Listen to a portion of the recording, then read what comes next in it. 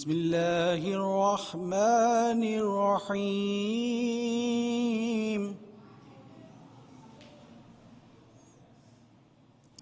إنا أعطيناك الكوثر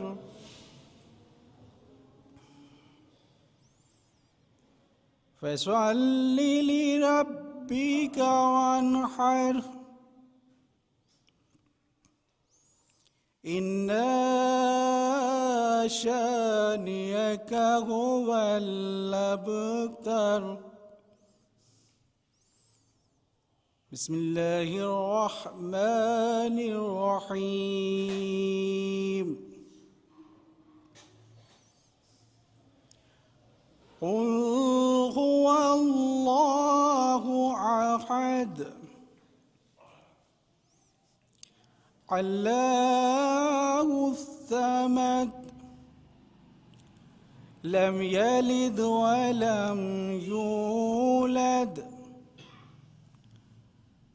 ولم يكن له كفوا أحد بسم الله الرحمن الرحيم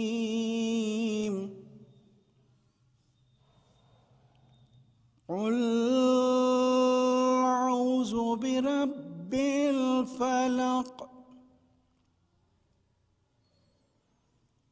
من شر ما خلق ومن شر غاسق إذا وقب ومن شر النفثات في العقد ومن شر حاسد إذا حسد بسم الله الرحمن الرحيم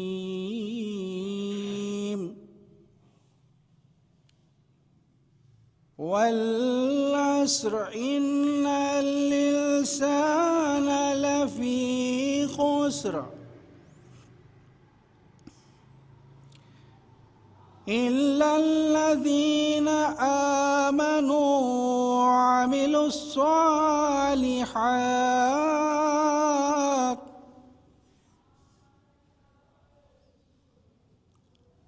وعملوا الصالحات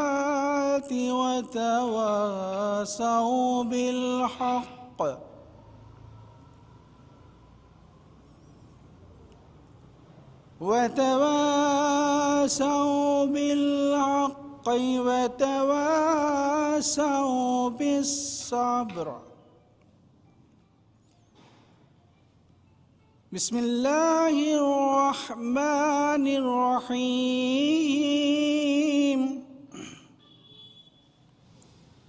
قل أعوذ برب الناس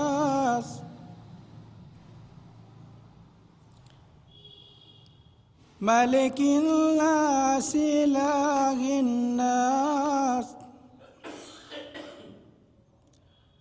من شر الوسواس الخناس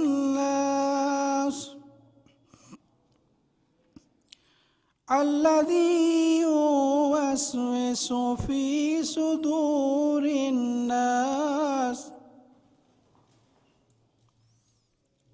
في صدور الناس من الجنة والناس صدق الله العلي العظيم اللهم صل على محمد وآل محمد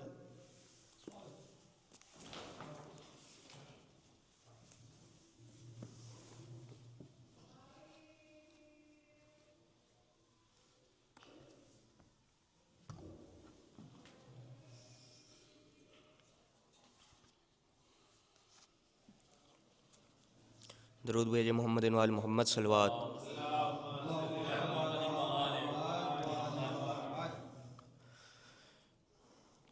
گر چکا در فاطمہ پر، اب ہے زخمی محمد کی بیٹی۔ ہائے ایک دن سر جھکائے اپنے حجرے میں بیٹھی ہوئی تھی، پھر حسین کے اماں سے کہنے لگے آنکھ میں کیوں ہے آنسو بتاؤ مجھے۔ فاطمہ نے کہا میرے نور نظر آج اماں کی یاد آ رہی ہے مجھے۔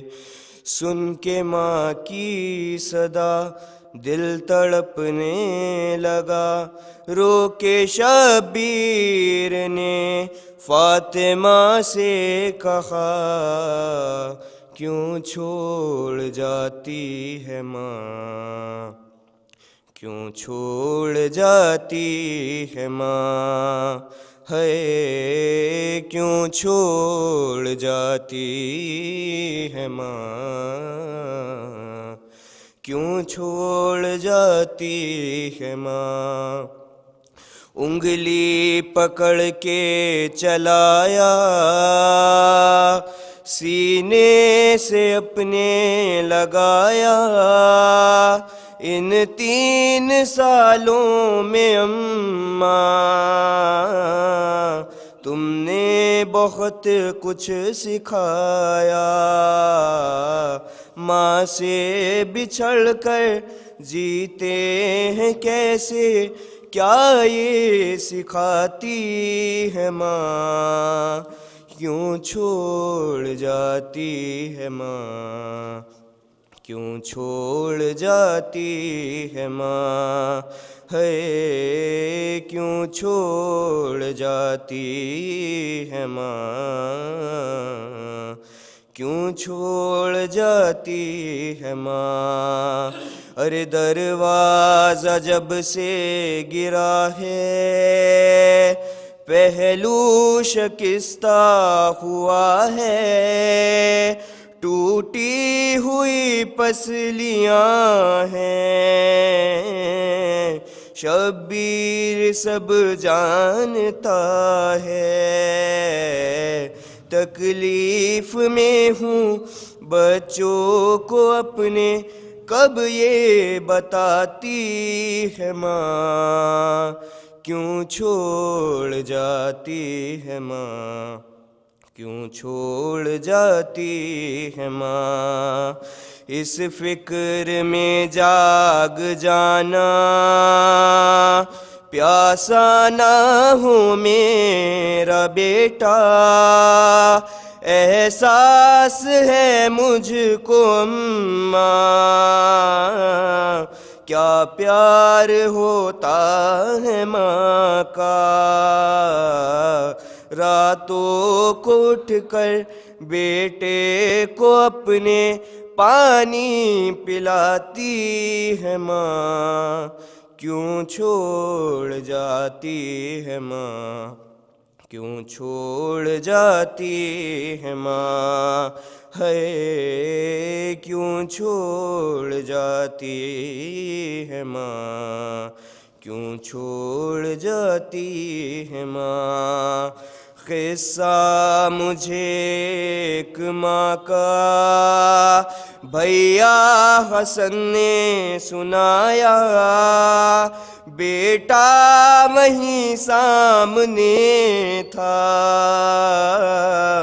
جب ماں نے کھایا تماچا، اب اپنے گھر میں بیٹوں سے اپنا چہرہ چھپاتی ہے ماں، کیوں چھوڑ جاتی ہے ماں، کیوں چھوڑ جاتی ہے ماں ہے، کیوں چھوڑ جاتی ہے ماں، کیوں چھوڑ جاتی ہے ماں۔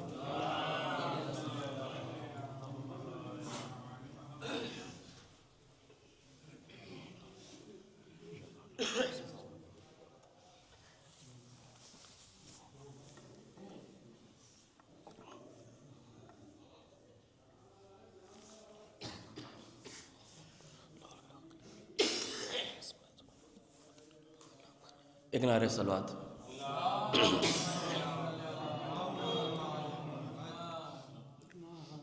وادی شام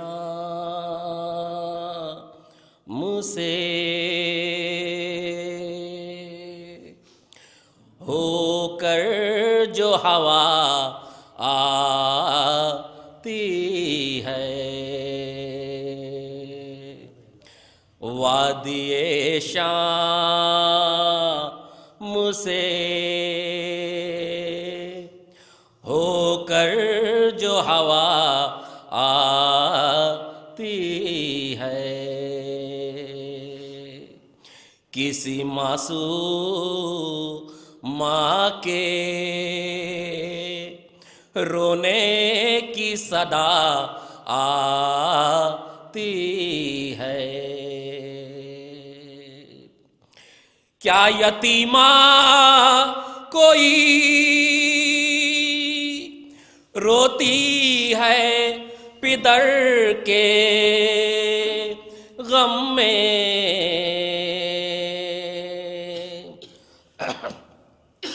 کیا یتیمہ کوئی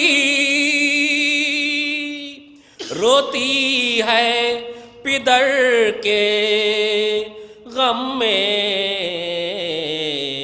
قید خانے سے جو آواز بکا آتی ہے، ہائے غربت کہ پھٹا کرتا بنا اس کا کفن، ہائے غربت کہ پھٹا کرتا بنا اس کا کفن، اے خدا ایسے یتیموں کو قضا آتی ہے۔ سر شبیر سے سجاد نے یہ رو کے کہا، سر شبیر سے سجاد نے یہ رو کے کہا، پھوپھی اماں کے کھلے سر سے حیا آتی ہے۔ پرسا شبیر کا لینے کے لیے مجلس میں، پرسا شبیر کا لینے کے لیے مجلس میں، ایک ماں ہے جو سرے فرش عزا آتی ہے، ایک ماں ہے جو سرے فرش عزا آتی ہے۔ خون ابا سے دلاور کا اثر ہے یہ سہیل،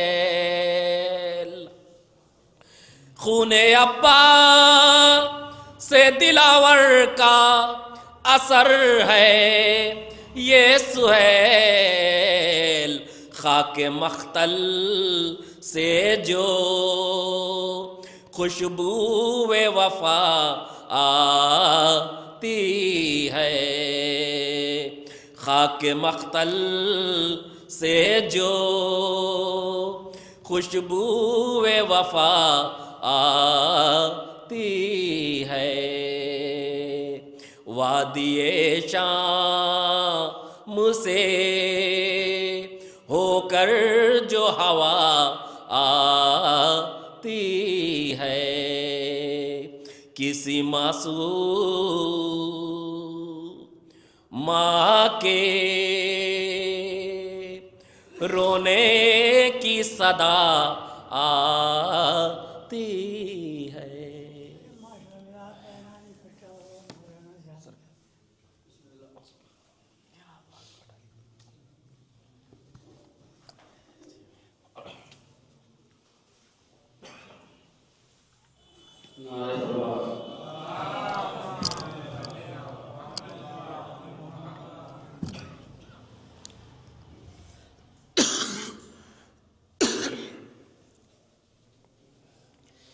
ایصال ثواب کے لیے ایک بار سورہ حمد اور 3 بار سورہ توحید کی تلاوت فرما کر مرحومہ نور جہاں بنت افضل حسین کی روح کو بسم اللہ الرحمن الرحیم۔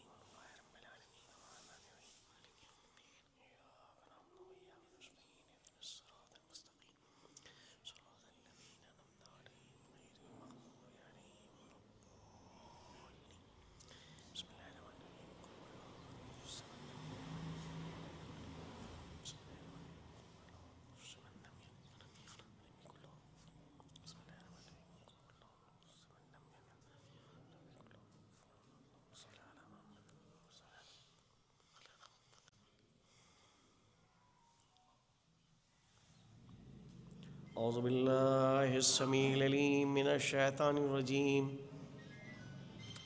بسم اللہ الرحمن الرحیم، الحمد للہ رب العالمین والصلاة والسلام علی اشرف الانبیاء والمرسلین، خاتم النبیین، شفیع ذنوبنا و طبیب نفوسنا، مولانا ابی القاسم محمد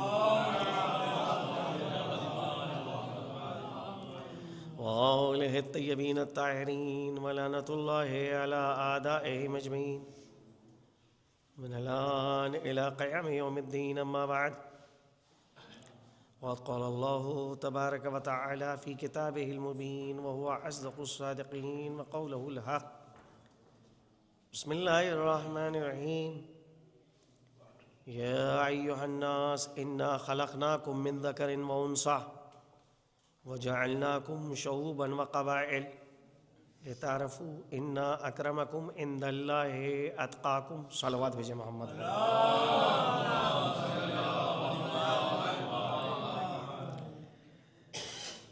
سورہ حجرات کی آیہ کریمہ ہے، اور قرآن کریم کی یہ آیات جن کو بین الاقوامی ارشاد سے اگر تعبیر کیا جائے تو غلط نہیں ہے، کہ جس میں اللہ سبحانہ و تعالیٰ نے کسی خاص گروہ یا کسی خاص شخص یا کسی خاص طبقے سے خطاب نہیں کیا۔ بعض خطابات ہیں قرآن کے کہ جہاں کسی خاص شخص سے اللہ خطاب کر رہا ہے، یا ایھا الرسول، اے پیغمبر، یا ایھا النبی، اے نبی، تو یہاں ایک خاص شخصیت سے خطاب کیا جا رہا ہے۔ لیکن کبھی کسی خاص طبقے سے خطاب ہوتا ہے، یا ایھا الذین آمنوا کتب علیکم الصیام، اے ایمان والوں تم پر روزوں کو لکھ دیا گیا ہے۔ لیکن اس خطاب میں جو آیہ کریمہ میں نے پڑھی ساری انسانیت سے خطاب کیا جا رہا ہے، یا ایھا الناس، اے لوگوں، انا خلقناکم، ہم نے تمہیں پیدا کیا ہے، من ذکر و انثی، ایک مرد اور ایک عورت سے، وجعلناکم شعوبا وقبائل، پھر ہم نے تمہارے درمیان گروہ بنائے، قبیلے بنائے۔ کیوں بنائے؟ لام یہاں پر جو تعارفو میں ہے وہ سبب بتا رہا ہے، تعارفو، تاکہ تم ایک دوسرے کو پہچان سکو۔ انا اکرمکم عند اللہ اتقاکم،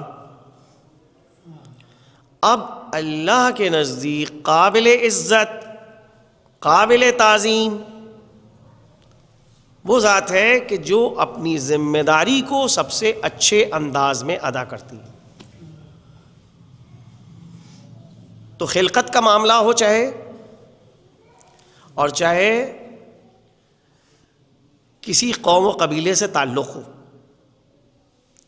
یہ چیزیں وہ ہیں کہ جن پر انسان فخر و مباحت نہیں کر سکتا، کیونکہ خود انسان کے اختیار میں نہیں ہے، نہ پیدا ہونا خود اختیار میں ہے، اور نہ کسی خاص خاندان سے ربط پیدا کرنا اور وہاں پیدا ہونا، یہ بھی اختیار میں نہیں ہے۔ یہ اللہ نے اپنے ہاتھ میں یہ چیز رکھی ہے۔ کسی کو ہندوستان میں پیدا کر دیا، کسی کو افریقہ میں پیدا کیا، کسی کو امریکہ میں پیدا کیا، کسی کو کسی اور علاقے میں پیدا کیا۔ اس کو باعث فخر اور باعث افتخار نہیں پیش کیا جا سکتا۔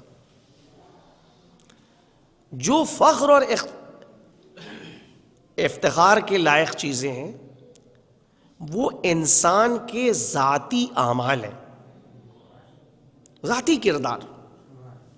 اگر یہ ذاتی کردار جو ہے انسان اپنا بہتر کرتا ہے تو بہرحال ایسا انسان جو ہے وہ فخر کر سکتا ہے، مباحت کر سکتا ہے۔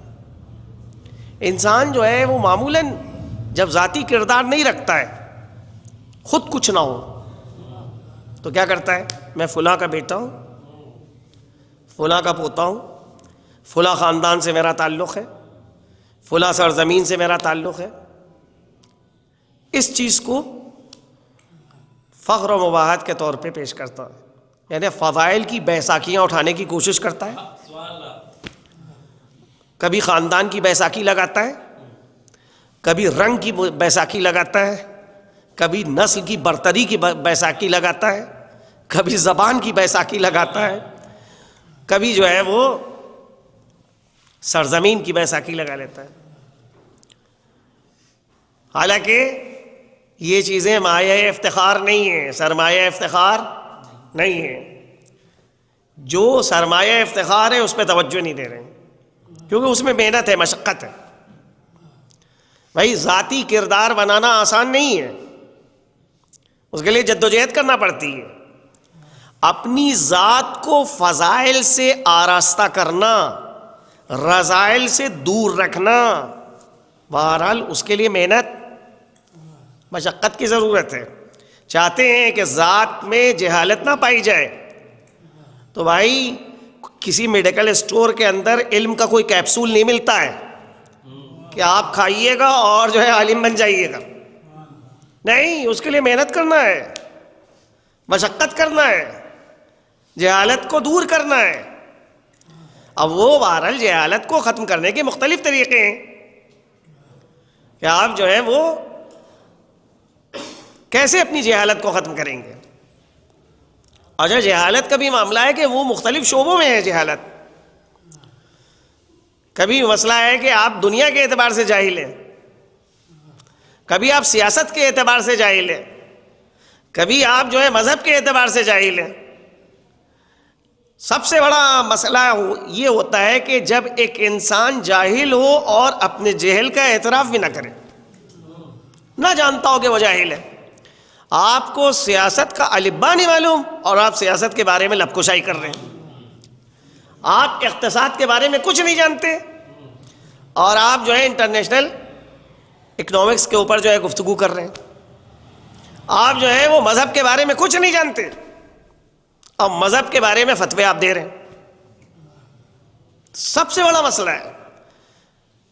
اس کا علاج بہت آسانی سے ممکن ہے کہ جو انسان جاہل ہو اور جانتا ہو کہ وہ جاہل ہے.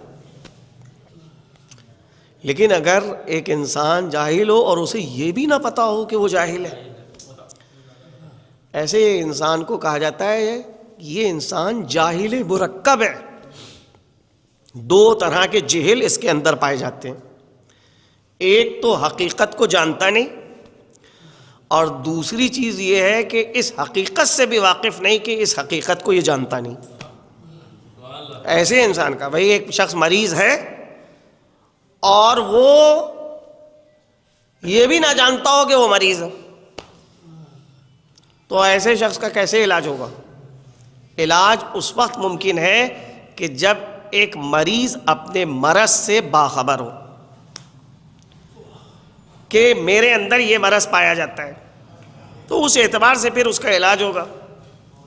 ویسے ہی مسئلہ ہے کہ انسانی سماج، انسانی معاشرہ، اگر اس کے اندر نقائص پائے جاتے ہیں، کمیاں پائی جاتی ہیں، ان نقائص اور کمیوں کے اوپر انسان کو کام کرنا ہے.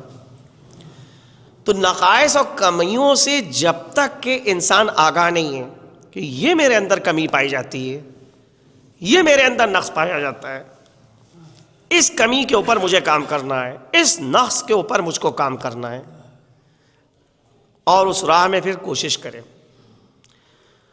تو اس صورت میں پھر جو ہے وہ انسان بہتر سے بہتر تر کی جانب جائے گا. آج انسانی سماج کی سب سے بڑی مشکل ہے کہ انسان تعلیم کے لیے وقت نہیں رکھتا ہے، کیونکہ بہرحال تعلیم کے لیے، جہل کو دور کرنے کے لیے محنت و مشقت کی ضرورت ہے. آسانی سے نہیں ہوگا یہ مسئلہ ختم، اور نتیجہ یہ ہو رہا ہے کہ جہالت بڑھتی چلی جا رہی ہے. جتنا زیادہ علم کو حاصل کرنے کے آج وسائل زیادہ فراہم ہو چکے، اتنی ہی زیادہ انسانی سماج اور انسانی معاشرے کے اندر آپ کو جہالت نظر آئے گی.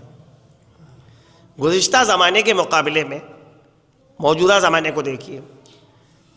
گزشتہ دور میں انسان تحصیل علم کے لیے زحمتوں کو برداشت کرتا تھا، مشقتوں کو برداشت کرتا تھا، تب کہیں مشکل سے اس کو جو ہے کچھ مل پاتا تھا. آج موجودہ زمانے میں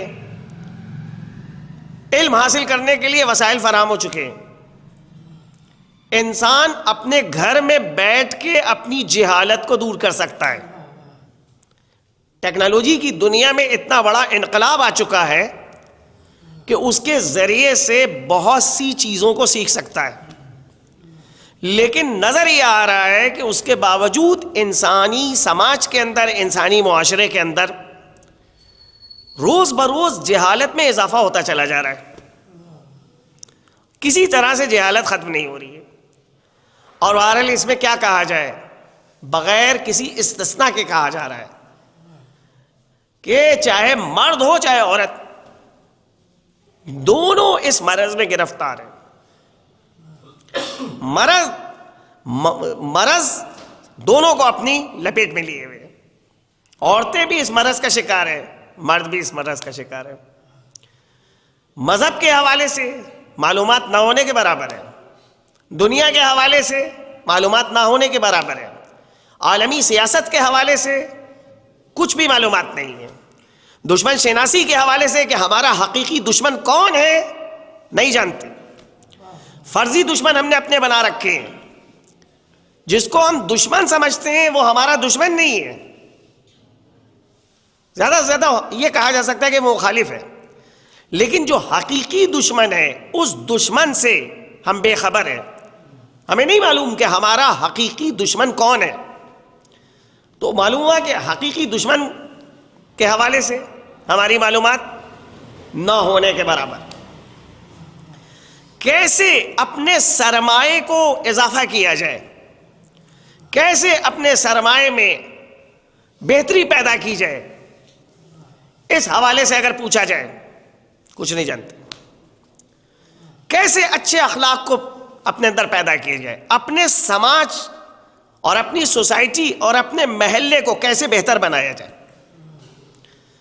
ہوتا یہ ہے کہ ایک کام اگر ایک انسان کرتا ہے اس کام کو اتنا زیادہ مشہور کرنے کی کوشش کرتا ہے, اور جب اس کی تہ میں اتریے تو نتیجہ یہ ہوتا ہے کہ وہ کام معنویت سے خالی ہے. جب معنویت سے ایک کام خالی ہوتا ہے تو پھر اس کام کی کوئی بنیاد نہیں ہوتی, کوئی اساس نہیں ہوتی. جتنا زیادہ وہ مشہور ہوگا اتنی ہی تیزی سے وہ لوگوں کے ذہن سے محو ہو جائے گا. لیکن جب ایک کام اللہ کی خاطر کیا جاتا ہے, معنویت سے ایک کام پر ہوتا ہے, تو بہرحال اس کا اثر بھی دیر تک رہتا ہے. آج ضرورت ہے کہ ہم اپنے سماج کے اندر, اپنے معاشرے کے اندر علم کی روشنی کو عام کریں. خدا کی قسم قیامت میں ان لوگوں کو جواب دینا ہوگا کہ جن لوگوں نے اپنی ذمہ داری کو نہیں ادا کیا. آج مثال کے طور پہ 13 شعبان ہے, جائیے آپ شیعہ معاشرے کے اندر اور جا کر سوال کیجئے آپ آج نہانا کیسا ہے. وہ پرانی روایات کے محافظ نکل کے آتے ہیں اور کہتے ہیں نہیں آج نہ نہائیے گا. کیوں بھائی آج کیا مسئلہ ہے؟ کہا کیوں؟ کیونکہ آج مردے نہاتے, اگر آپ نہائیں گے تو پھر جو ہے آپ کے بدن میں راشا پیدا ہو جائے گا. کہاں سے یہ بات آئی؟ اور سنی ہے, آبا و اجداد نے کہی ہے, بزرگوں نے نقل کی ہے. اب بزرگ جو کچھ کہتے تھے وہ غلط تو نہیں کہتے. یہ کون سی بات ہو گئی؟ یہ کون سا قانون ہے کہ جو وہاں سے چلی آ رہی ہے بات وہ بالکل صحیح ہوگی؟ قرآن میں کہیں کے اوپر لکھا ہے ایسا؟ احادیث پیغمبر یا احادیث معصومین کے اندر یہ چیز آئی ہے کہیں؟ نہیں. کیوں؟ کہا بھائی آج 13 شعبان ہے, آج ہر مرنے والے کا عرفہ کر دیا جائے. یہ کیا ہے؟ عرفے کی کیا تعریف ہے بھائی؟ روز عرفہ 9 ذی الحجہ ہے, جس کے حوالے سے معصومین نے خاص دعائیں تعلیم کی ہیں. جن لوگوں کو اللہ نے حج کی سعادت بخشی ہے ان کے لیے لازم ہے کہ 9 ذی الحجہ کو میدان عرفہ کے اندر حاضر ہوں. حج کے رکن میں سے ایک رکن ہے وقوف عرفہ, یعنی میدان عرفہ کے اندر ظہر سے پہلے چلے جائیے اور غروب تک رہیے. اگر نہیں رہیں گے تو حج نہیں ہوگا آپ کا. جس طرح سے آپ نماز پڑھ رہے ہیں, نماز میں اگر آپ کا ایک رکن چھوٹ جائے تو نماز باطل ہے, پھر اس نماز کا کوئی علاج نہیں ہو سکتا ہے. پہلی رکعت میں ایک رکوع ہے, آپ رکوع بھول گئے تو بھی نماز گئی. جان بوجھ کے آپ نے چھوڑا رکوع تب بھی نماز گئی. بھولے سے ایک رکوع کے بجائے 2 رکوع کر لیے تب بھی نماز گئی. 2 سجدے ہر رکعت میں, 2 سجدوں کے بجائے آپ نے 4 سجدے کر لیے, نماز گئی. جان بوجھ کے کیے تب بھی نماز گئی, بھولے سے کیے تب بھی نماز چلی گئی, اور بہرحال اضافہ کر دیا تب بھی نماز چلی گئی. چھوٹ جائے سجدے تب بھی نماز گئی. تو نماز میں رکن اہمیت کہاں ملے کہ اگر رکن نہیں ہے نماز میں واجب رکنی تو نماز باطل. حج کے اندر آپ حج کرنے کے لیے گئے, 9 ذی الحجہ کو میدان عرفہ میں آپ کو رکنا ہے ظہر کے وقت سے غروب تک. یہ حج میں رکن کی حیثیت ہے اس کی. اگر یہ رکن چھوٹ جائے تو حج نہیں ہو سکتا ہے. اب اس عرفے کے علاوہ کوئی عرفہ مذہبی کتابوں میں نہیں آیا. اب کہا جاتا ہے کہ عرفہ منایا جائے گا مرحومین کا. بھئی کیا ہوتا ہے؟ وہ لوگ جو مناتے ہیں ان سے پوچھئے کیا تعریف ہے. کہا یہ جو اس سال لوگ مرے ہیں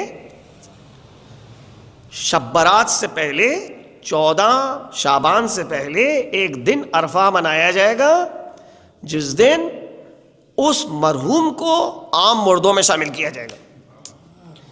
ایک خاتون کا فون آیا میرے پاس, اگر عرفہ کیا ہے؟ میں نے کہا بھائی عرفہ وہ 9 ذی الحجہ کو ہوتا ہے، اس کے علاوہ میں نہیں جانتا کوئی عرفہ ہے.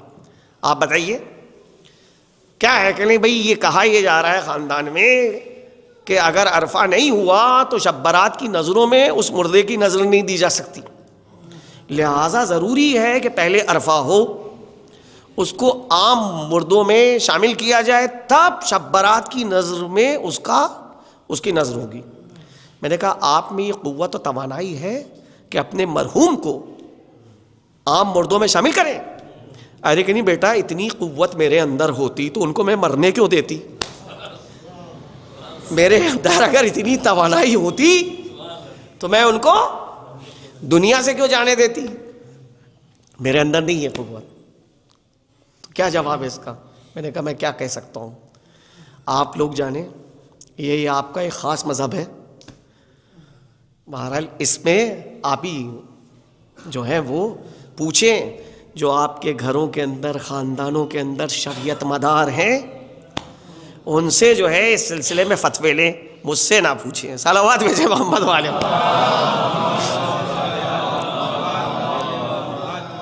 الحمدللہ ادھر انقلاب اسلامی ایران کے بعد سے جو خواص میں خاص طور کے اوپر خواتین کی تعلیم کا جو اہتمام ہو رہا ہے، اس اہتمام کی بنا کے اوپر بہت سی غلط عادتیں، بیجا رسمیں ختم ہو رہی ہیں. امید ہے کہ انشاءاللہ ہماری آئندہ نسل پوری طرح سے کوشش کرے گی کہ جو مذہب کے احکام ہیں ان کی پابندی کی جائے، بیجا اور وہ بے تکی رسمیں کہ جن کا دین اور شریعت سے کوئی تعلق نہیں ہے ان کو ترک کیا جائے. تو بہرحال حدیث میں بھی آیا ہے کہ آخری زمانے میں نجف اشرف سے علمی مرکز ختم ہو جائے گا، اور پھر ایک شہر میں علمی مرکز بنے گا جس کا نام ہے قم. اب آپ سوچئے، یہ 7ویں امام کے زمانے کی حدیث ہے. 7ویں امام نے فرمایا کہ اس شہر میں مرکز بنے گا اور وہاں سے ساری دنیا میں علم آل محمد، علوم آل محمد نشر ہوں گے. علمی مرکز نجف سے اس طرح سے ختم ہوگا جیسے سانپ اپنے بل میں چلا جاتا ہے. اب پھر ایک شہر میں علم ظاہر ہوگا جس شہر کا نام ہے قم، اور وہاں سے ساری دنیا میں دین کا علم، علوم آل محمد پھیلیں گے، حتیٰ پردہ نشین خواتین، یہ فقرہ حدیث کا فقرہ ہے، حتیٰ پردہ نشین خواتین حلال و حرام کے بارے میں بہترین معرفت پیدا کر لیں گی. آج موجودہ زمانہ ہے کہ انقلاب اسلامی، یہ واقعی انقلاب اسلامی کی برکتیں ہیں. یہ وہ زمانہ ہے، کل کا دن جو گزرا ہے ایرانی کیلنڈر کے اعتبار سے 12 بہمن، کہ بھائی ایرانیوں کے جو مہینے ہوتے ہیں ان کا سال شروع ہوتا ہے نوروز سے. تو کل کا جو دن تھا 12 بہمن، کہ جس دن امام خمینی رضوان اللہ تعالیٰ علیہ فرانس سے ایران آئے تھے اور 15 سال سے زائد بہرحال جلا وطنی کی زندگی گزاری تھی، اور پوری قوم استقبال کے لیے نکل کے آئی تھی. اور آتے ہی انہیں نے شاہی حکومت کے خاتمے کا اعلان کر دیا تھا. تو بہرحال اس انقلاب کے بعد شیعت ایک قوت اور ایک طاقت کی شکل میں دنیا کے سامنے نمایاں ہو رہی ہے. آج شیعت کی حیثیت یہ ہے کہ بین الاقوامی سیاست میں شیعت ایک کردار ادا کر رہی ہے. سچ میں کہتا ہوں آپ سے، پوری تاریخ ہمارے سامنے موجود ہے. غیبت کبریٰ کی تاریخ کو دیکھ لیجئے، کبھی شیعہ اس حد تک دنیا کے اندر حیثیت نہیں حاصل کی جو موجودہ زمانے میں حاصل کی ہے. کبھی شیعوں کو اتنی قوت نہیں ملی جیسی موجودہ زمانے میں ملی ہے. چنانچہ جب شیعت اتنی قوت میں آ جائے کہ بین الاقوامی سیاست کے اندر ایک کردار ادا کر رہی ہے تو شیعت کے خلاف پھر سازشیں بھی ہوں گی, منصوبے بھی بنائے جائیں گے, مذہب کو بدنام کرنے کی کوشش بھی کی جائے گی, مذہبی شخصیتوں کا مذاق بھی اڑایا جائے گا, ان کی کردار کشی بھی کی جائے گی, ان کے خلاف جو ہے پروپیگنڈا بھی کیا جائے گا. یہ ساری بھی چیزیں. تو لہذا موجودہ زمانے میں ہماری ذمہ داری کیا ہے؟ ہم اپنے سماج کے اندر, اپنے معاشرے کے اندر چاہتے ہیں بیداری پیدا ہو, لوگ دین کی جانب آئیں.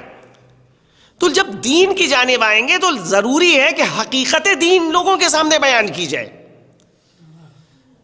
اگر حقیقت دین کو نہیں بیان کیا جائے گا تو قیامت میں جواب دینا ہوگا کہ تم نے اپنی ذمہ داری کو کیوں نہیں ادا کی. تمہارے پاس اللہ نے یہ موقع تم کو فراہم کیا تھا, تم نے کہے کے لیے اس ذمہ داری کو نہیں ادا کیا. تو بہرحال ہر شخص کو جواب دینا ہے. اللہ کے نزدیک قابل عزت, قابل اکرام وہ شخص ہے کہ جو اپنی ذمہ داری کو ادا کرے. اِنَّا أَكْرَمَكُمْ عِنْدَ اللَّهِ أَتْقَاكُمْ. اللہ کے نزدیک قابل عزت, قابل تعظیم وہ انسان ہے کہ جو سب سے اچھے انداز میں اپنی ذمہ داری کو ادا کر رہا ہے. مرد ہونا باعث فضیلت نہیں, عورت ہونے سے انسان کسی عورت کو ملال نہیں ہونا چاہیے کہ میں عورت ہوں, میں مرد کی برابری نہیں کر سکتی. نہیں, اللہ کے نزدیک چاہے مرد ہو چاہے عورت, دیکھا یہ جائے گا کہ کس نے اپنی ذمہ داری کو ادا کیا. اگر ایک مرد اپنی ذمہ داری کو ادا نہیں کرتا ہے تو ایسا انسان, ایسا مرد خدا کے نزدیک قابل سرزنش ہے. اور اگر ایک عورت اپنی ذمہ داری کو ادا کر رہی ہے تو اللہ کے نزدیک قابل احترام. ایک خاتون ہے مریم بنت عمران کہ جو اپنے زمانے میں تمام مردوں کے اوپر فضیلت رکھتی ہے, اس منزل کے اوپر مانوی اعتبار سے پہنچ چکی ہے کہ فرشتے نازل ہوتے ہیں اور آنے کے بعد سلام کر رہے ہیں مریم کو اور کہتے ہیں یا مریمو ان اللہ اصطفاکے وطہرکے واصطفاکے علی نساء العالمین. اے مریم, اللہ نے آپ کو چن لیا ہے, منتخب کر لیا ہے, آپ کو پاک و پاکیزہ قرار دیا ہے اور منتخب کیا ہے عالمین کی عورتوں کا, آپ کو سردار بنا دیا ہے. کوئی مرد اس زمانے میں جناب مریم کے برابر نہیں ہے. جنت کے کھانے نازل ہو رہے ہیں, اور زمانے کا نبی حضرت زکریا آتے ہیں. آنے کے بعد دیکھا کہ جناب مریم کے پاس مختلف پھل رکھے ہیں جو اس موسم میں پیدا نہیں ہوتے ہیں. حیرت سے آ کے سوال کرتے ہیں یا مریم انا لکے ھذا, اے مریم یہ پھل آپ کے پاس کہاں سے آئے؟ جواب میں وہ پاکیزہ بی بی کہتی ہے ھذہ من عند اللہ, یہ اللہ کی جانب سے بھیجے گئے. ان اللہ یرزق من یشاء بغیر حساب, اللہ جسے چاہتا ہے بغیر حساب کے عطا کرتا ہے. تو وہ ایک پاک و پاکیزہ بی بی, کیا خوب ڈاکٹر اقبال نے حضرت مریم کو خراج عقیدت پیش کیا اور وہاں اپنے اشعار میں ایک تقابلی کیفیت پیدا کری کہ مریم از یک نسبت عیسیٰ عزیز, مریم ایک نسبت سے عالمین کی عورتوں سے افضل ہے, از سے نسبت حضرت زہرا عزیز, لیکن فاطمہ تین نسبتوں سے عالمین کی عورتوں سے افضل ہے. مریم مادر عیسیٰ ہے لہذا دنیا ان کا احترام کرتی ہے, لیکن فاطمہ دختر پیغمبر, زوجہ سید الاوصیاء حضرت علی ابن ابی طالب,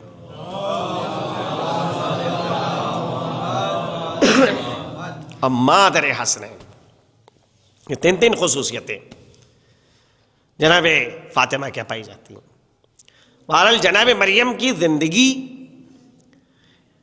خواتین کے خاص طبقے کے لیے نمونہ ہے، سب کے لیے نہیں ہے نمونہ. وہ لڑکیاں کہ جو معنوی اعتبار سے ترقی کرتی ہیں اور معاشرے میں کوئی مرد ان کے مقابل کا نہ ہو، تو ان کے لیے اللہ نے حضرت مریم کو نمونہ بنایا، آئیڈیل بنایا. جس طرح سے حدیث میں آیا ہے کہ خوبصورت اور حسین لوگوں کے لیے اللہ نے حضرت یوسف کو نمونہ بنایا، آئیڈیل بنایا. بعض خوبصورت لوگ قیامت میں حاضر کیے جائیں گے جنہوں نے اپنے آپ کو گناہوں سے نہیں بچایا. ان سے پوچھا جائے گا کہ کیا ہوا، کیوں تم گناہ کے راستے پہ گامزن ہوئے، صراط مستقیم سے منحرف کیوں ہوئے، حق کا ساتھ تم نے کیوں چھوڑا؟ اور جواب میں وہ یہ کہیں گے اللہ سے کہ پروردگارہ تو نے ہم کو حسین بنایا تھا، خوبصورت بنایا تھا، ہمارا حسن اور جمال جو تھا وہ سبب بنا کہ جس کی بنا کے اوپر ہم غلط راہ کی جانب گئے. اللہ ایسے لوگوں کے جواب میں حضرت یوسف کو پیش کرے گا کہ کیا تم یوسف سے زیادہ حسین و جمیل تھے؟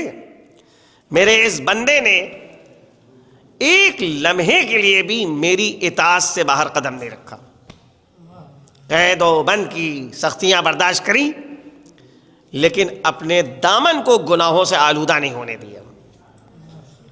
اسی طرح سے وہ لڑکیاں کہ جو ترقی کر رہی ہیں اور کوئی مرد ان کے برابر کا نہ ہو، اگر وہ گمراہ ہو جائیں، ان کے لیے حضرت مریم کو نمونہ بنایا گیا، آئیڈیل بنایا گیا. ان سے یہ کہا جائے گا کہ دیکھو یہ میری کنیز خاص نے عفت و پاک دامنی کا دامن ہمیشہ تھامے رہا، کبھی ایک لمحے کے لیے بھی میری اطاعت سے باہر نہیں. پیغمبر نے جب اپنی بیٹی حضرت فاطمہ زہرا سلام اللہ علیہا کو خطاب دیا کہ انت سیدۃ نساء الجنہ وانت سیدۃ نساء العالمین، اے فاطمہ آپ عالمین کی عورتوں کی سردار ہیں، اے فاطمہ تم جنت کی عورتوں کی سردار ہو. دو الگ الگ حدیثیں، ایک حدیث میں آیا ہے کہ فاطمہ جنت کی عورتوں کی سردار ہے، دوسری خطاب میں آیا ہے کہ فاطمہ عالمین کی عورتوں کی سردار ہے. تو شہزادی نے کہا بابا مجھ سے پہلے یہ لقب مریم بنت عمران کو مل چکا ہے. تو پیغمبر نے فرمایا کہ مریم اپنے زمانے کی عورتوں کی سردار تھی، تم اولین اور آخرین کی سردار ہو. وہ خصوصیات جو بہرحال جناب شہزادی کے اندر پائے جاتے ہیں، وہ خصوصیات کہیں نہیں نظر آتے. کل 18 سال کا سن ہے اور اس 18 سال کے سن میں وہ کردار پیش کیا ہے کہ قیامت تک آنے والی عورتوں کے لیے نمونہ. کوئی عورت کسی بھی زمانے میں یہ نہیں کہہ سکتی ہے کہ ہمارے لیے کوئی نمونہ نہیں ہے، میرے لیے کوئی آئیڈیل نہیں ہے. اللہ نے جس کو آئیڈیل قرار دیا، جس کو نمونہ قرار دیا، اس کی سیرت قیامت تک آنے والی عورتوں کے لیے نمونہ ہے. جو سیرت کی جھلکیاں ہیں ان کو عنوان کے طور پہ قائم کیا جا سکتا ہے، اور یہ عنوان کے ماتحت باقاعدہ کتابیں لکھی جا سکتی ہیں. بھئی اگر وہ صفات کے جو جناب سیدہ کے اندر ہیں، اور ایک محدود زندگی ہے، لیکن اس محدود زندگی کے اندر وہ صفات کی جو ثابت صفات ہیں، جس میں زمانے کے اعتبار سے، سرزمین کے اعتبار سے کوئی تبدیلی نہیں آتی، ورنہ تہذیب اور کلچر میں تبدیلی آتی رہتی ہے، انسان کا رہن سہن تبدیل ہوتا رہتا ہے، لیکن کچھ صفات انسانی ذات میں ایسے ہوتے ہیں جو ثابت ہوتے ہیں، کبھی تبدیل نہیں ہوتے. مثال کے طور پہ صداقت، سچائی انسان کی پرہیزگاری، انسان کا ایثار و فداکاری، انسان کے اندر حیا کا جذبہ، انسان کے اندر قربانی کا جذبہ، انسان کے اندر جذبہ جہاد، انسان کے اندر فداکاری، انسان کے ساتھ دوسروں کے ساتھ ہمدردی، یہ اوصاف، اس میں تہذیبوں کا کوئی دخل نہیں ہوتا ہے. جو انسان جس اعتبار سے اپنی تربیت کرے، بہرحال یہ صفات اس کی ذات میں ویسے نمایاں ہوتے ہیں. اور اس کا تعلق سرزمین سے بھی نہیں ہے کہ بھئی فلاں سرزمین کے اندر یہ صفات ہیں اور فلاں سرزمین میں نہیں ہے. نہیں، دنیا کے کسی گوشے میں کوئی چلا جائے، ہر جگہ کے اوپر ان صفات کے حامل انسان کی تعریف کی جاتی ہے. تو فاطمہ وہ ہیں جن میں یہ اوصاف پائے جاتے ہیں کہ اگر آج سماج کو سیرت فاطمی کی جانب دعوت دی جائے تو کون سی سیرت کی جانب دعوت دی جائے گی؟ کہ حیا فاطمہ کی جانب دعوت دیجیے، ایثار فاطمہ کی جانب دعوت دیجیے، خودداری فاطمہ کی جانب دعوت دیجیے، فداکاری فاطمہ کی جانب دعوت دیجیے. یہ اوصاف ہے کہ جس سے ایک سماج کو نجات دی جا سکتی ہے. اقبال جناب مریم اور جناب فاطمہ کا تقابل کر رہے ہیں اور کہہ رہے ہیں کہ مریم از یک نسبت عیسیٰ عزیز، از سے نسبت حضرت زہرا عزیز. مریم ایک نسبت سے عالمین کی عورتوں سے افضل ہے کیونکہ ماں ہے، مادر عیسیٰ ہے. دنیا کے سامنے حضرت مریم یہ پیش کر سکتی ہیں کہ ایک ماں کا کیا کردار ہونا چاہیے، لیکن بیٹی کو باپ کے ساتھ کیسا سلوک کرنا چاہیے جناب مریم نہیں بتا سکتی. دنیا میں جب آئی تھیں تو حضرت عمران کا انتقال ہو چکا تھا، شادی نہیں ہوئی، لہذا نہیں بتا سکتی کہ ایک زوجہ کو اپنے شوہر کے ساتھ کیسا سلوک کرنا چاہیے. اللہ نے یہ فضیلتیں عطا کری جناب سیدہ. جناب سیدہ بتا رہی کہ ایک بیٹی کو اپنے باپ کے ساتھ کیسا سلوک کرنا چاہیے، ایک زوجہ کو اپنے شوہر کے ساتھ کیسا سلوک کرنا چاہیے، کیونکہ اور ایک ماں کو اپنی اولاد کی کیسی تربیت کرنا چاہیے. کیونکہ زندگی عورت کی جو ہے اگر اس کو تقسیم کیا جائے تو 3 حصوں میں تقسیم ہوتی ہے: ابتدائی زندگی، وسط زندگی، نتیجہ زندگی. ابتدائی زندگی یہ ہے کہ جب باپ کے گھر میں ہے، وہ یہ ہے اس کی زندگی کی ابتدا. لیکن جب شوہر کے گھر میں پہنچی تو اب یہ ہے وسط زندگی، یہاں سے اصل اس کی زندگی شروع ہو رہی ہے. اور جب آغوش میں کسی عورت کے اولاد آتی ہے تو یہ ہے نتیجہ زندگی. دیکھنا یہ ہے کہ یہ اولاد کی کیسے تربیت کرتی ہے. ان تینوں مرحلوں میں اگر دیکھا جائے تو جناب سیدہ کا وہ کردار ہے جو قیامت تک آنے والی عورتوں کے لیے نمونہ ہے. مگر عزیزوں، ان 3 میدانوں میں جناب سیدہ اپنا کردار پیش کر سکتی ہیں، لیکن ایک خانہ جناب سیدہ کیا خالی ہے، وہ یہ کہ اللہ نے شہزادی کو کوئی بھائی نہیں دیا تھا، لہذا شہزادی نہیں بتا سکتی کہ ایک بہن کو اپنے بھائی کے ساتھ کیسا سلوک کرنا چاہیے. تو جس طرح سے حضرت مریم کے بعد جناب سیدہ کی ضرورت ہے، اسی طرح سے حضرت سیدہ کے بعد جناب زینب کی ضرورت ہے. یہ زینب بتائیں گی کہ ایک بہن کو اپنے بھائی کے ساتھ کیسا سلوک کرنا چاہیے. جناب زینب بہرحال شادی ان کی حضرت عبداللہ سے ہوئی جو رشتے میں چچا زاد بھائی تھے، لیکن عقد کے وقت جناب امیر نے یہ چیز شرط کے طور پہ پیش کی تھی اور جس کو حضرت عبداللہ نے قبول کیا تھا کہ اگر حسین کو کبھی سفر درپیش ہو تو زینب حسین کے ہمراہ اس سفر میں جائیں گی،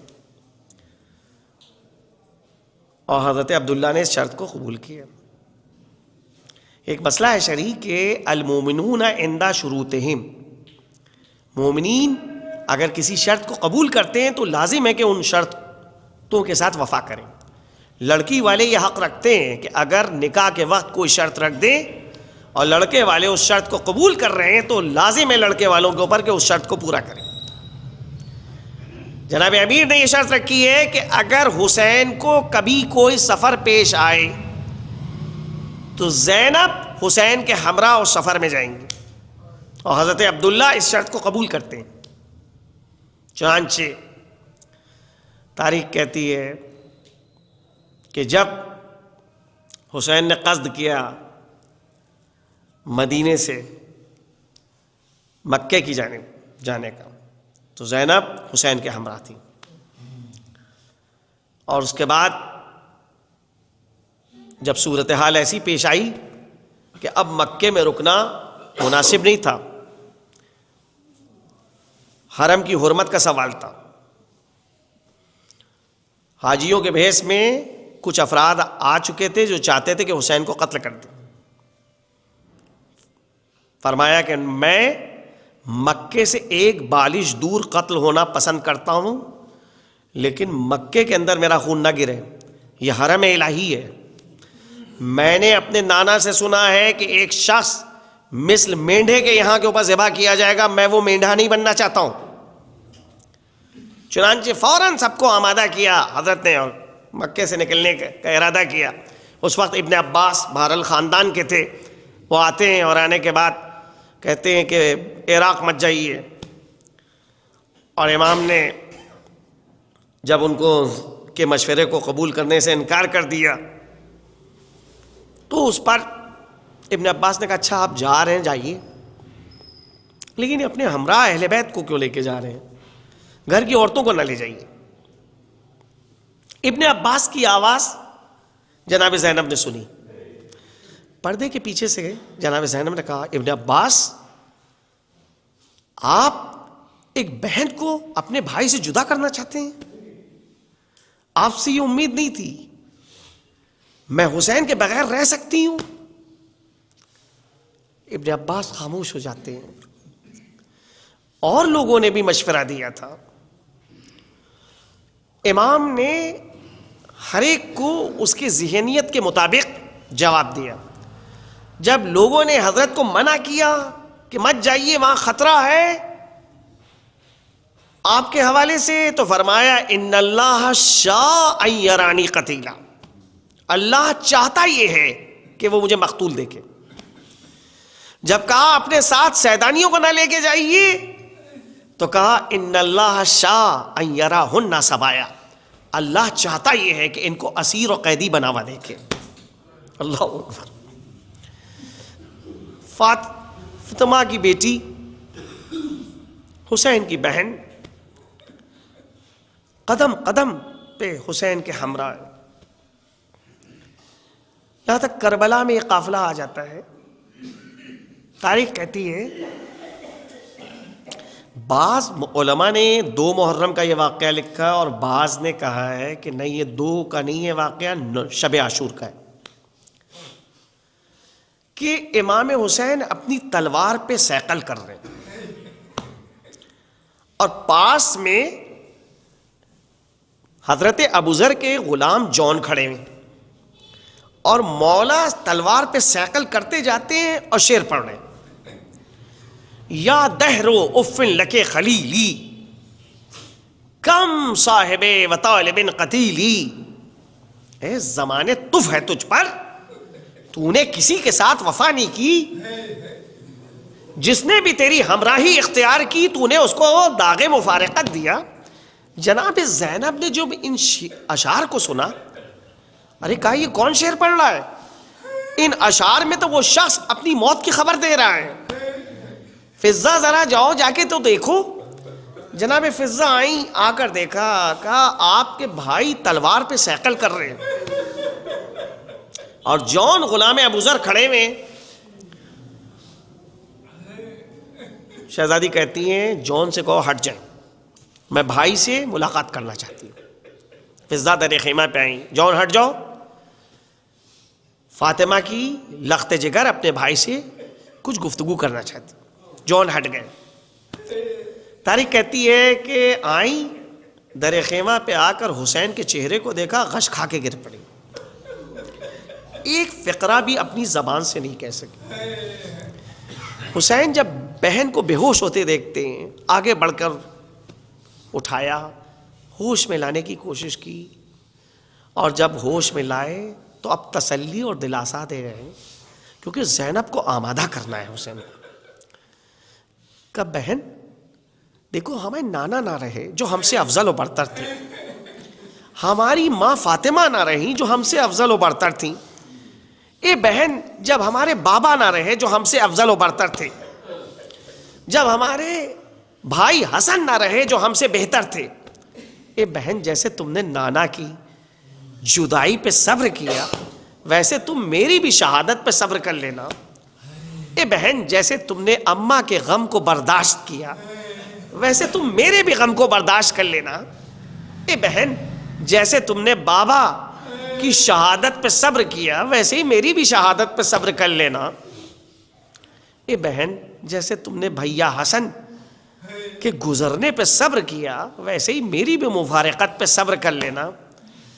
زینب کہتی ہیں بھیا, جب نانا دنیا سے گئے اس وقت اماں موجود تھیں, بابا موجود تھے, دو بھائی موجود تھے. جب اماں رخصت ہوئیں اس وقت بابا سر پہ دست شفقت پھیرنے کے لیے موجود تھے, دو بھائی موجود تھے. جب بابا کے سر پہ ضربت لگی, بابا دنیا سے رخصت ہوئے, دو بھائی بازو پکڑنے کے لیے موجود تھے. اے بھیا, جب بھیا حسن گئے اس وقت آپ موجود تھے. آج آپ جا رہے ہیں, ایسا محسوس ہوتا ہے کہ آج ہی رسول خدا رخصت ہو رہے ہیں, آج ہی اماں دنیا سے رخصت ہو رہی ہیں, آج ہی بابا دنیا سے رخصت ہو رہے ہیں. آپ ہمارے لیے پنجتن کی حیثیت سے تھے, آپ نہیں جا رہے. ایسا لگتا ہے کہ پنجتن کا خاتمہ ہو رہا ہے. ارے وہ زینب کہ جو روز عاشور کوئی بھی جنازہ آتا تھا غش کھا کے گر پڑتی تھی, وہی زینب 11 محرم کو اتنا اپنے کو سنبھالتی ہے کہ تاریخ کہتی ہے کہ جب عمر سعد نے کہا کہ اسیروں کو اس طرف سے لے کے چلو جدھر شہداء کے لاشیں پڑے, ذرا سوچئے. ارے سردار یہود کی بہن رسول کی خدمت میں آئی, چہرے کا رنگ بدلا تھا. رسول نے پوچھا کیا تیرے ساتھ کوئی بدسلوکی ہوئی ہے؟ اس نے کہا نہیں, میرے ساتھ کوئی بدسلوکی نہیں ہوئی, مجھے جھوٹ نہیں بولنا ہے, لیکن مجھے اس طرف سے لایا گیا ہے جدھر میرے بھائی کا لاشا پڑا تھا. لانے والا کوئی غیر ذمہ دار نہیں, بلال جیسی ذمہ دار شخصیت تھی. پیغمبر کی پیشانی پہ بل پڑ جاتے ہیں, کہتے بلال تم بڑے سخت دل ہو, بھلا عورتوں کو اس طرف سے لایا جاتا ہے جدھر ان کے بھائی کا لاشا پڑا ہو.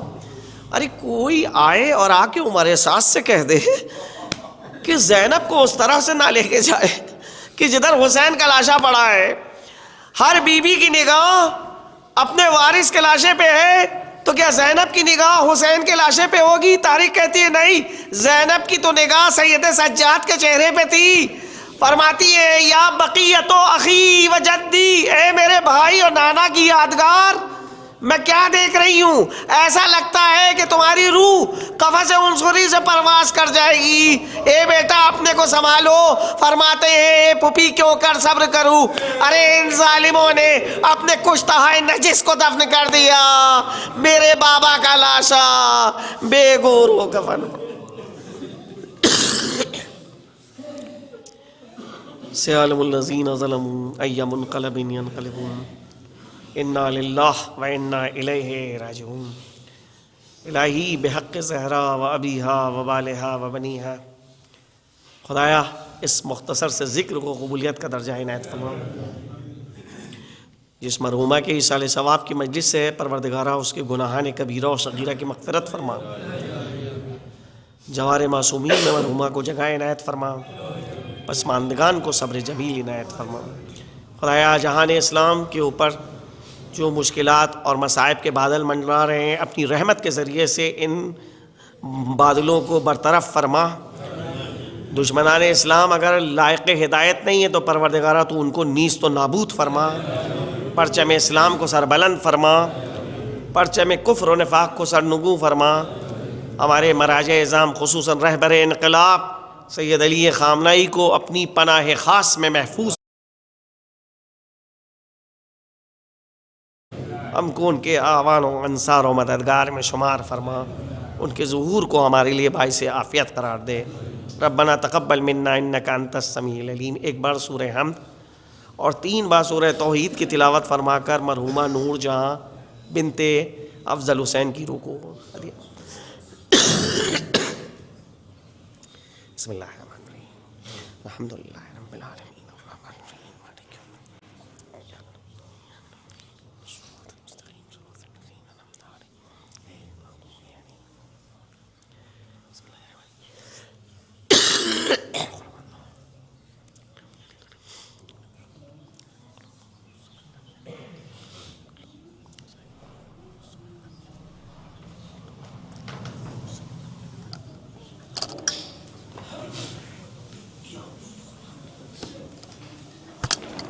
آپ سبھی حضرات سے گزارش ہے شاکر بھائی دکان کے پاس فاتحہ میں تشریف لے چلیں. مرحومہ کے گھر پہ فاتحہ میں تشریف لیں. شاکر بھائی دکان کے پاس سب لوگ تشریف لے چلیں.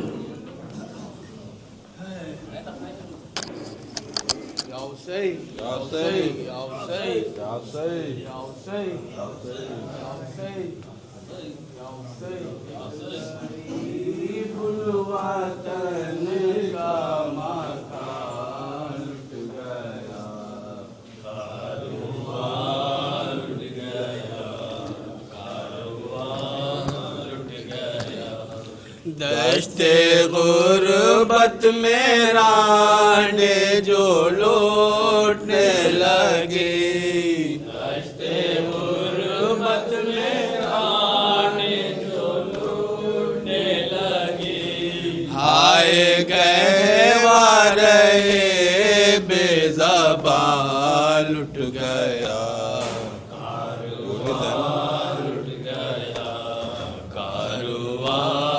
لٹ گیا. بولی زینب کے بھائی کا گھر کیا لوٹا، بولی زینب کے بھائی کا گھر کیا لوٹا. میری نظروں میں سارا جہاں لٹ گیا،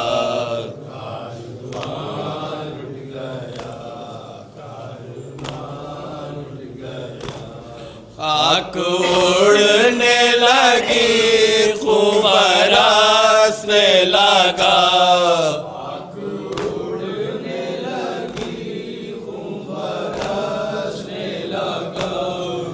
کہہ رہی تھی زمین آسمان لٹ گیا، بتا دیا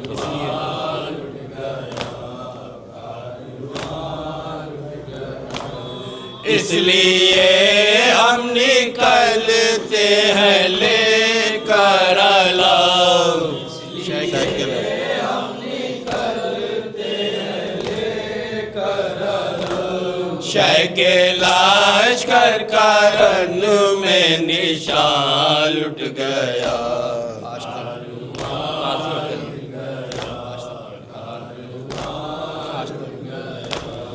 آج تک صدر کہتی ہے یہ آندیاں، آج تک صدر کہتی ہے یہ آندیاں. ایک مسافر تہے آسمان لٹ گیا،